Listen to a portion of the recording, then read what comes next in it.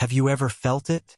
Have you ever been in the presence of a man whose indifference feels more potent, more charged, than another man's declaration of love? A man who insists he wants nothing, who claims he is just passing through, yet his energy clings to the air around you, a silent, screaming testament to something he refuses to name. Many people would dismiss this as simple confusion, a case of mixed signals, or the frustrating games of modern dating. They would advise you to move on, to seek clarity, to find someone whose words align with their actions. But that advice, while practical, fails to address the unsettling truth of the phenomenon. It misses the deeper, more complex reality playing out beneath the surface, a reality mapped not by logic, but by the primal, powerful currents of the unconscious mind. The truth is, what you are sensing is not confusion. It is not a game. It is a form of psychological fixation so profound, so deeply embedded in his psyche, that his conscious mind cannot even acknowledge its existence. You are not witnessing indecision. You are witnessing obsession in its most hidden and potent form. You are witnessing a man haunted not by you, but by what you represent to his own fragmented soul. To understand this dynamic, we must turn to the work of the renowned psychologist Carl Jung, who gave us a map for this bewildering and often treacherous terrain. Jung spoke of the shadow, that vast, unlit continent within each of us where we repress our deepest fears, our unlived potentials, and our most powerful untamed emotions. The shadow is everything the conscious ego refuses to accept about itself. And when the shadow remains unacknowledged, it does not simply disappear. It seeks a screen, a canvas onto which it can be projected. This psychological mechanism, known as projection, is the ego's desperate attempt to disown its own hidden contents by seeing them in someone else. The man who is unconsciously obsessed is not truly seeing the woman in front of him. He is seeing his own soul, his own unlived life, his own buried capacity for love, devotion, and connection, what Jung called the anima, the feminine archetype within the male psyche. She becomes the involuntary keeper of his most powerful, terrifying, and precious secret, the part of himself he has locked away. His indifference is his ego's defense mechanism, a fortress built to contain a flood. But the energy of that flood is so immense that it seeps through the cracks, manifesting in patterns of behavior that speak a truth his words are designed to deny. Before her awakening, a woman caught in this web would have been a casualty of this psychic war. She was once the woman who tried to solve the puzzle, who believed his contradictory behavior was a code she could crack if only she were clever enough, patient enough, or worthy enough. She spent countless nights replaying his words, searching for hidden meanings, for a clue that would unlock the affection she so desperately craved. She interpreted his withdrawal as a judgment on her value, his indifference as proof of her inadequacy. She begged for crumbs of attention, celebrating the brief moments of his focus as if they were a feast, and starving during the long, silent winters of his absence. She confused this exhausting, anxiety-fueled chase with love. She confused his psychic torment with romantic mystery. In her past, she operated under the devastating belief that love was something to be earned, a validation to be won from an external source. She didn't know then that the real prize wasn't his affection, but her own freedom from the need for it. She was a participant in a game whose rules were written by his unconscious mind, a game she was destined to lose because it was never about her at all. The relationships she experienced were not partnerships. They were feedback loops of a toxic script.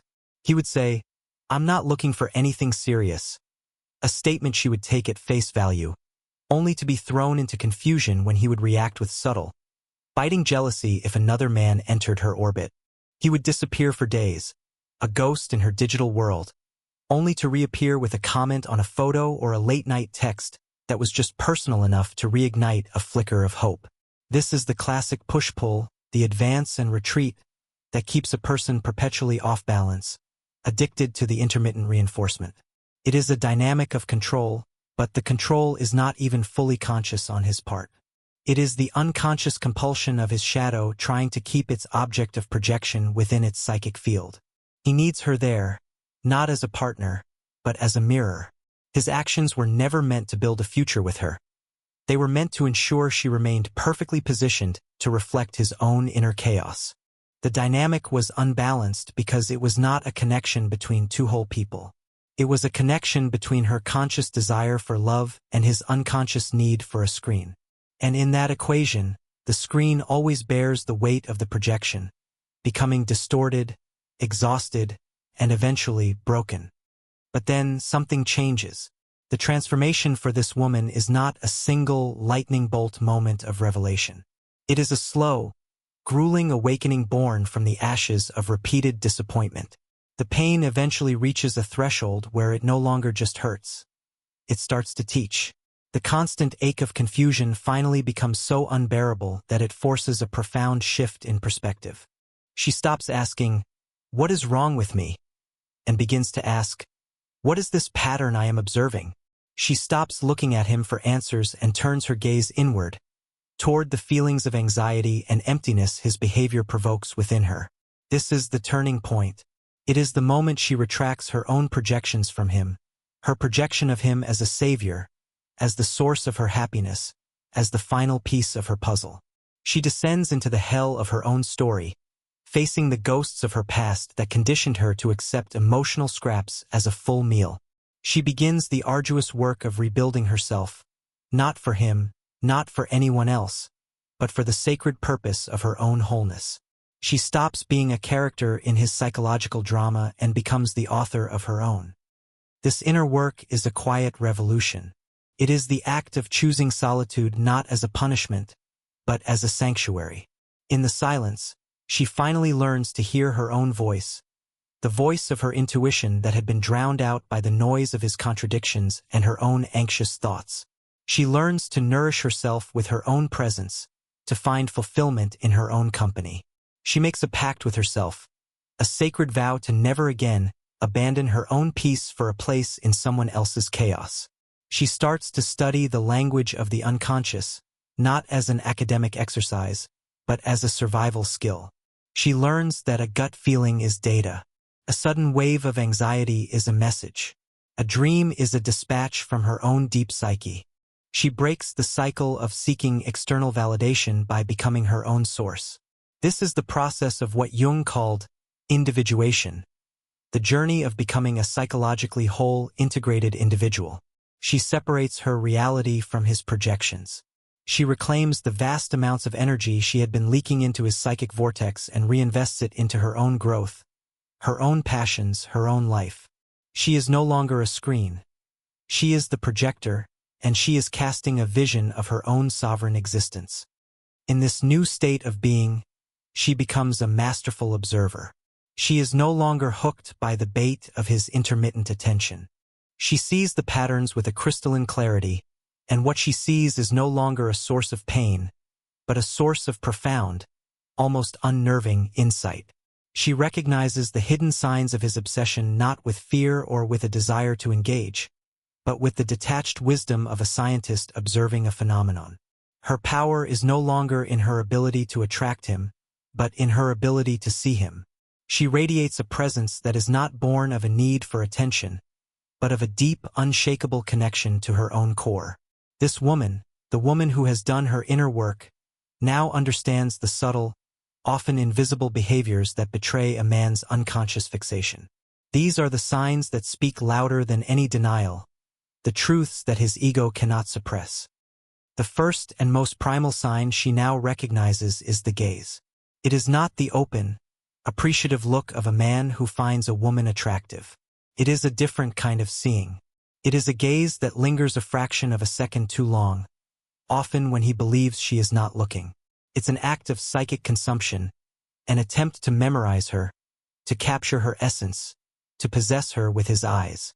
This is the look of his unconscious mind staring out from its prison, fixated on the screen that holds its most precious and terrifying content.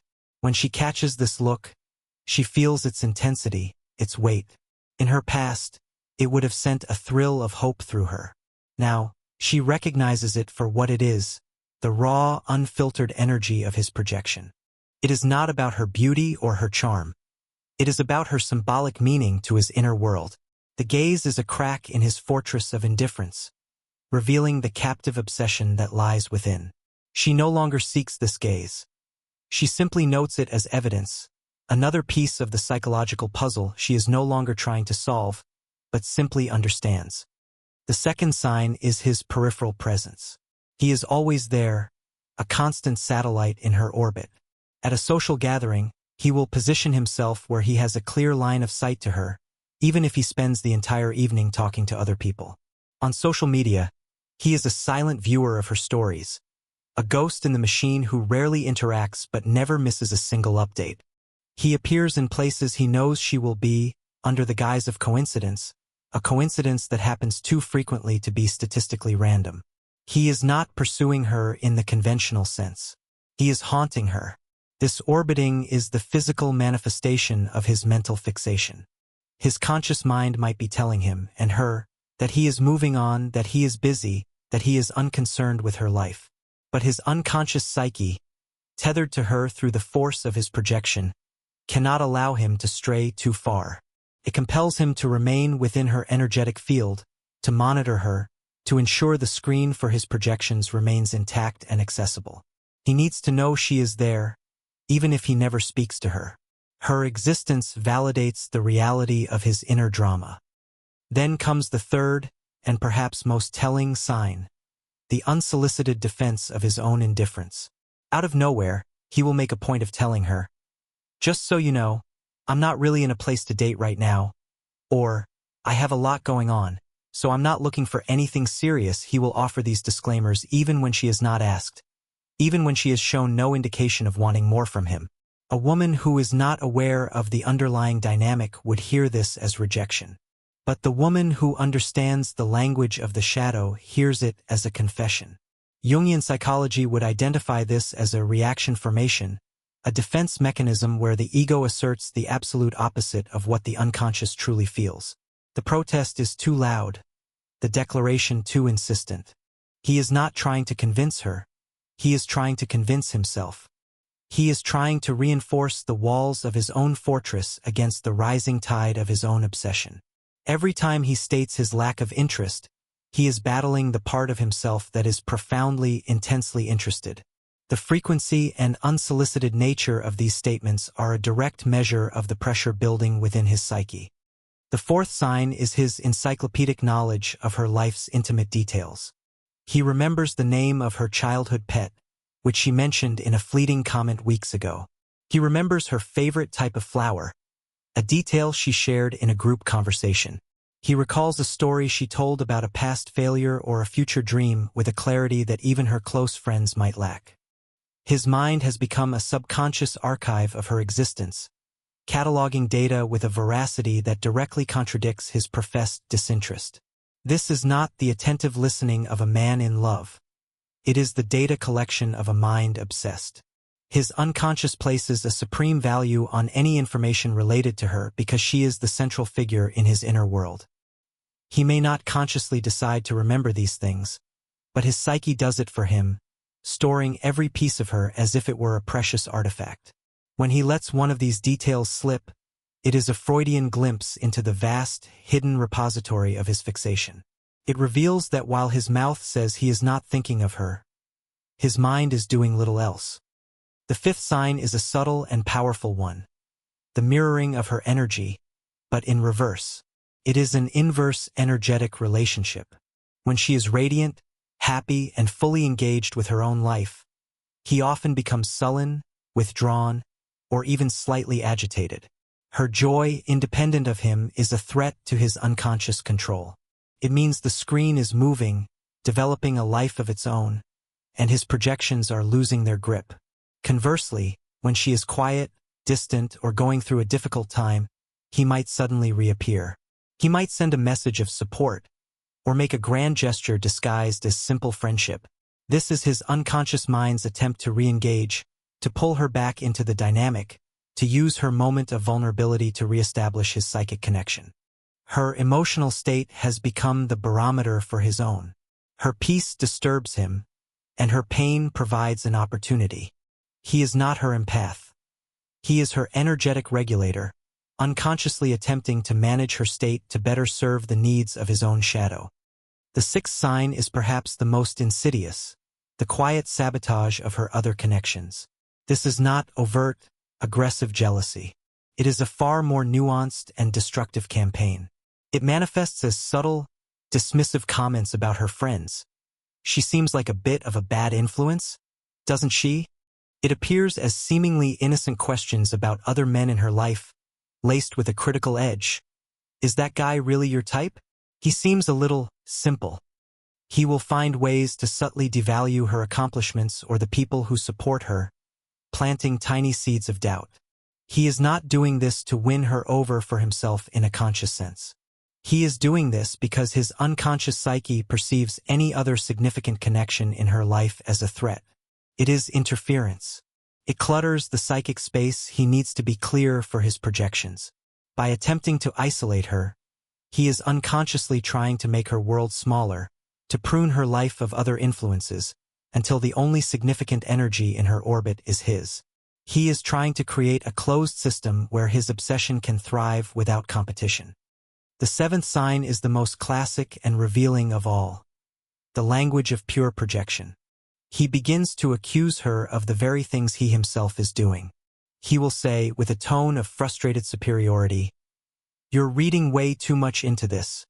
When his own mind has been analyzing her every move, he will accuse her, "You seem a little obsessed with this situation." When he is the one orbiting her life like a moon, he will claim, "You're the one creating all this drama," when the drama is a direct result of the storm raging within his own unconscious. This is the ultimate psychic sleight of hand. He is taking the hot coals of his own shadow, his obsession, his overthinking, his fixation, and trying to place them in her hands. He is attempting to make her carry the psychological weight of his inner state. By naming it in her, he can disown it in himself. For the woman who doesn't understand this mechanism, it is maddening. It can make her question her own sanity. But for the woman who has awakened, it is the final, undeniable proof. She sees the accusation not as a reflection of herself, but as a direct confession from his shadow. Finally, there is the eighth sign, the one that transcends logic and enters the realm of pure intuition. The energetic footprint. Having done her own inner work and cleared her own psychic space, her sensitivity is now heightened. She can feel his energy even when he is not physically present. She will be going about her day, completely absorbed in a task, and suddenly, a thought of him will intrude with an inexplicable intensity. Minutes later, a text from him will arrive. She will have a sudden, unsettling feeling of being watched, only to turn around in a crowded room and find his eyes on her. This is not magic. It is a finely tuned intuition reading the energetic signature of a powerful, focused intention. He is directing so much psychic energy toward her that it creates a palpable presence in her field. In her past, she would have mistaken this for a romantic, cosmic connection. Now, she understands it as the signature of an unresolved, unconscious attachment. She can feel his thoughts because his thoughts are, in a very real sense, constantly aimed at her. Her intuition has become a sophisticated receiver, picking up the signals his conscious mind works so hard to conceal. The world, of course, does not see this. To outsiders who witness this dynamic, the woman who chooses to disengage from such a man seems cold, aloof, or impossibly picky. They see his surface-level behavior, the occasional compliment, the fleeting attention, and interpret it as genuine interest. They ask her, "Why are you pushing him away? He seems interested." They cannot see the undercurrent of obsession, the psychic drain, the exhausting weight of his projections. They operate on the social script that says any male attention is a form of validation. This awakened woman, however, has thrown that script into the fire. She is no longer performing for an audience. Her actions are not dictated by the fear of being seen as difficult or the desire to be seen as desirable. Her only allegiance is to her own peace, her own clarity. She understands that what the world perceives as his interest is actually a form of psychic consumption, and she is no longer on the menu. She actively rejects the societal programming that has taught women for centuries to be grateful for any scrap of attention. She dismisses the well-meaning but misguided advice of those who tell her, "Maybe you just need to give him a chance," or "all men are a little complicated," She knows the profound difference between the beautiful complexity of a conscious, evolving man and the toxic complication of a man at war with his own shadow.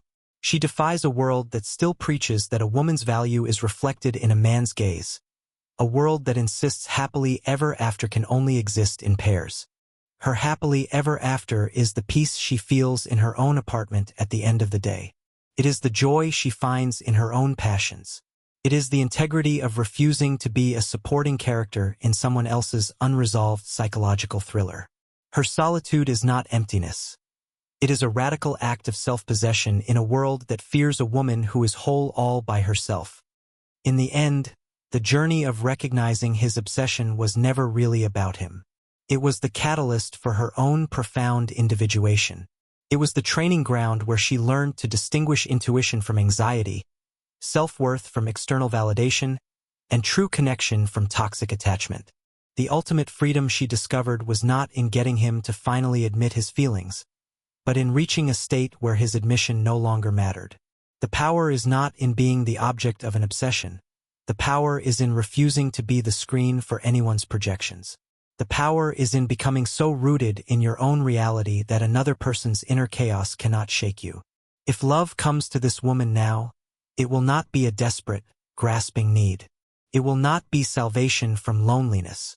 It will be a meeting of two whole individuals, a celebration of two sovereignties, a resonance between two integrated souls. And the ultimate sign of her transformation is this: she will not be chosen. She will choose. If something inside you was touched by this story, if you have ever felt that unsettling energy, that silent, screaming indifference, understand that this feeling may be a call. It is not a call to him. It is not an invitation to decode his messages or to win his affection. It is a call to your own inner wisdom, a summons from your own deep self to turn your gaze inward and begin the sacred work of your own awakening. Perhaps this message did not find you by accident. Perhaps it is a whisper from your own intuition, affirming what you have already begun to suspect. The patterns are real, your feelings are valid, and your freedom lies not in changing him, but in seeing the dynamic with clarity and choosing yourself. If this message resonates, let it be more than a passing thought. Let it be the beginning of a conscious shift. Share this video with another woman who might be navigating this complex terrain, who needs to hear that she is not crazy and she is not alone. Like this video not as a passive gesture, but as an energetic agreement with this truth. And leave a comment below. Share your own experience of recognizing these patterns, not for validation, but as a testament to the collective wisdom we are building together. Subscribe to this channel and do it as a conscious choice, a choice to continue this journey of awakening, of clarity, and of reclaiming your own sovereign mind. Let this be the day you stop decoding his silence and start listening to the wisdom of your own.